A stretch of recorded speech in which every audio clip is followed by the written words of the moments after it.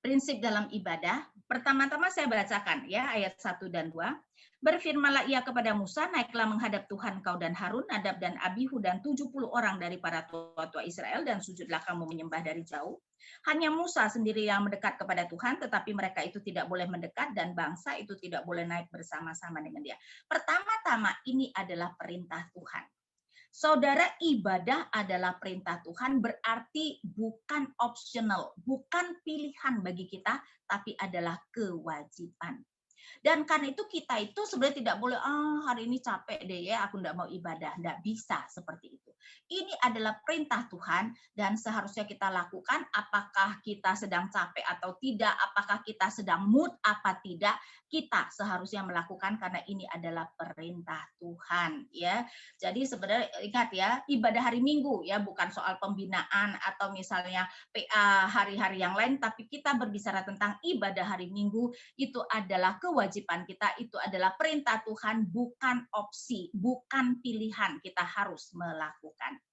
Tapi kemudian kita melihat bahwa di dalam ibadah ada struktur tanggung jawab dan partisipasi keseluruhan imam. Karena memang kalau kita melihat ada 3 level ya. Jadi sekali lagi ayat 1 berfirman ia kepada Musa, naiklah menghadap Tuhan engkau dan Harun, Nadab dan Abihu dan 70 orang tua-tua dari para tua-tua Israel dan sujudlah kamu menyembah.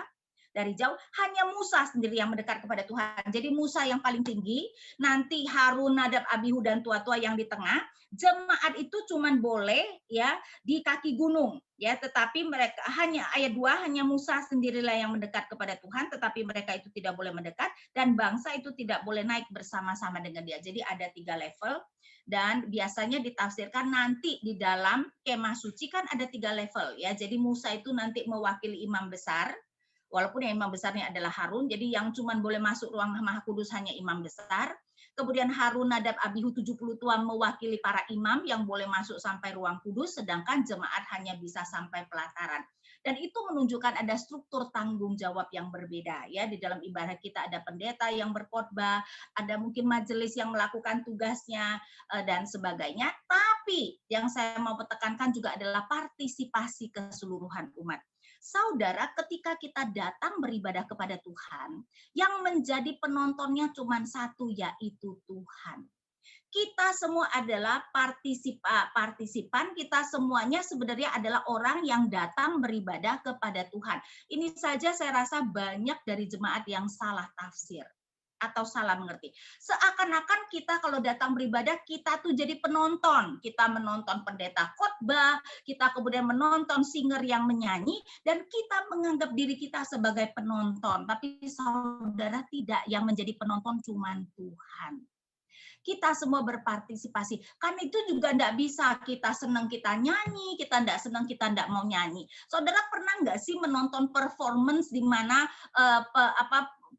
yang melakukan performance itu seenak jidatnya, mau nyanyi-nyanyi, enggak mau nyanyi, enggak nyanyi, kan enggak bisa. Ya, jadi dalam hal itu ketika kita datang beribadah, ingat ya, kita itu datang beribadah kepada Tuhan, kita itu harus menyenangkan hati Tuhan, bukan datang untuk disenangi hatinya. Ya, karena itu sebenarnya yang harus kita lakukan adalah kita beribadah bertanya bagaimana supaya kita itu bisa menyenangkan hati Tuhan. Nah, di sini juga kita bisa melihat betapa terbaliknya konsep kita dalam ibadah ya. Kebanyakan kita orang Kristen berpikir ibadah itu adalah untuk menyenangkan hatiku. Karena itu kita pilih ibadah yang kita suka. Khotbah yang kita suka, pujian yang kita suka, suasana yang kita suka. Seakan-akan ibadah itu untuk menyenangkan hati kita. Karena itu saudara hati-hati ya, ibadah itu adalah kita menyenangkan hati Tuhan, seluruh kita berpartisipasi menyembah Tuhan. Walaupun ada tanggung jawab yang berbeda-beda ya. Kemudian tentu saja bagian yang sangat penting adalah proklamasi firman, ada 2 kali, ayat 3, lalu datanglah Musa dan memberitahukan kepada bangsa itu segala firman Tuhan. Ayat 7, diambilnyalah kitab perjanjian itu lalu dibacakanlah dengan didengar oleh bangsa itu ya. Dan tentu saja ini merupakan bagian yang sangat penting ya firman, karena ketika kita datang menyembah Tuhan, Tuhan kemudian berkenan memberikan kita firman-Nya melalui hamba-hambanya ya. Jadi dalam hal ini kita melihat proklamasi firman merupakan bagian yang tentu saja ya saudara harus kita perhatikan dengan sungguh-sungguh, karena sebenarnya pendeta mewakili Tuhan berbicara kepada kita. Karena itu sebagai hamba Tuhan, kita seharusnya bergumul khotbah apa atau pesan apa yang Tuhan mau sampaikan kepada jemaat. Apa yang dibutuhkan jemaat, bukan apa yang diinginkan oleh jemaat. Ya, karena kita kemudian hamba Tuhan mewakili Tuhan menyampaikan sebenarnya apa yang Tuhan mau mereka dengarkan dan lakukan. Karena kemudian bagian berikutnya adalah pembaruan komitmen umat. Ya, saya bacakan sekali lagi ayat 3 dan 7. Lalu datanglah Musa dan memberitahukan kepada bangsa itu segala firman Tuhan dan segala peraturan itu. Maka seluruh bangsa itu menjawab serentak, segala firman yang telah diucapkan Tuhan itu akan kami lakukan. Kembali diulangi di ayat 7, diambilnyalah kitab perjanjian, lalu dibacakannya dengan didengar oleh bangsa itu, dan mereka berkata, segala firman Tuhan akan kami lakukan dan akan kami dengarkan. Saudara-saudara, tujuan kita mendengarkan khotbah yang menyampaikan firman Tuhan adalah untuk kita lakukan.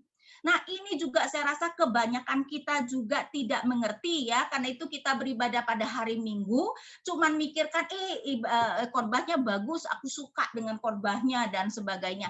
Tapi jarang sekali memikirkan bagaimana caranya, dan kita merenungkan dalam satu minggu itu bagaimana kita melaksanakan apa yang dikhotbahkan. Buktinya bahwa kita tidak memikirkan, tidak melaksanakan, 2-3 hari lagi sudah tidak ingat tuh khotbah itu apa. Jangankan 2-3 hari, mungkin 1 hari, mungkin berapa jam aja udah lupa. Tadi khotbah tentang apa ya? Aku cuma ingat ilustrasi ini misalnya. Ya, jadi saudara, tujuan firman diberikan supaya kita jemaat mengingat bahwa Tuhan mau kita lakukan.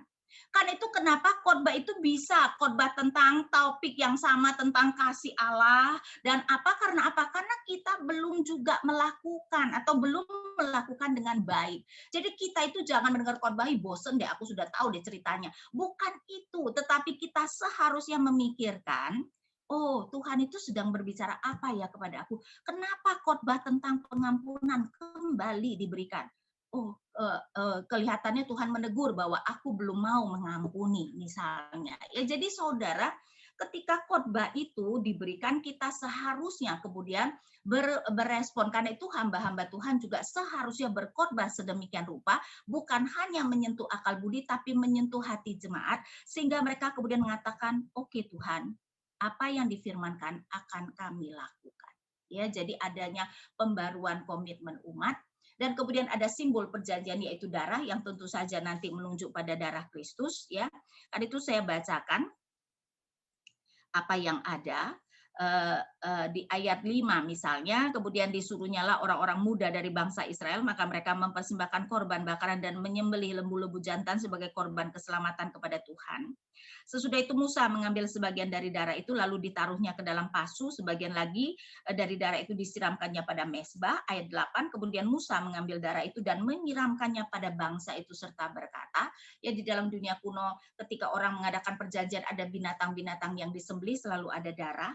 Inilah darah perjanjian yang diadakan Tuhan dengan kamu berdasarkan segala firman ini. Inilah darah perjanjian yang diadakan Tuhan. Saudara, perkataan itu mengingatkan kita sesuatu tidak? Mari kita melihat Lukas ya. Lukas 22 ayat 19 dan 20. Lukas 22 ayat 19 dan 20. Saya bacakan Lukas 22 ayat 19 dan 20. Lalu ia mengambil roti, mengucap syukur, memecah-mecahkannya dan memberikannya kepada mereka. Katanya, inilah tubuhku yang diserahkan bagi kamu, perbuatlah itu menjadi peringatan akan aku. Perhatikan ayat 20. Demikian juga dibuatnyalah dengan cawan sesudah makan. Ia berkata, cawan ini adalah perjanjian baru oleh darahku yang ditumpahkan bagi kamu.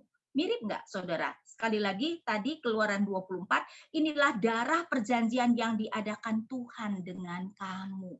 Tapi kalau di PL darah yang ditumpahkan adalah darah binatang, maka di PB Kristus sendiri yang menumpahkan darahnya. Dan itu menunjukkan adanya perjanjian. Karena itu kenapa di PL juga disebut umat perjanjian, kita di PB pun adalah umat perjanjian Allah. Karena itu kenapa Alkitab kita disebut perjanjian lama dan perjanjian baru, karena cara Allah berelasi dengan umatnya adalah melalui perjanjian. Dan ini menunjukkan, mengingatkan kita kembali. Kita adalah umat perjanjian Allah. Dan karena itu kita seharusnya ingat perjanjian kita dengan Allah, ya, termasuk tentu saja kita juga mengadakan perjanjian baru dengan Kristus, ya, dan dalam hal ini kita seharusnya mengerti bahwa kita tidak boleh melanggar perjanjian tersebut. Berarti kita seharusnya hidup menurut hukum-hukum yang sudah Tuhan berikan. Oke, jadi itu adalah prinsip di dalam ibadah, ya. Jadi kita menyelesaikan bagian kedua dari Keluaran. Nanti minggu depan kita berbicara tentang ibadah lebih ke arah ya mengenai kemah suci dan sebagainya.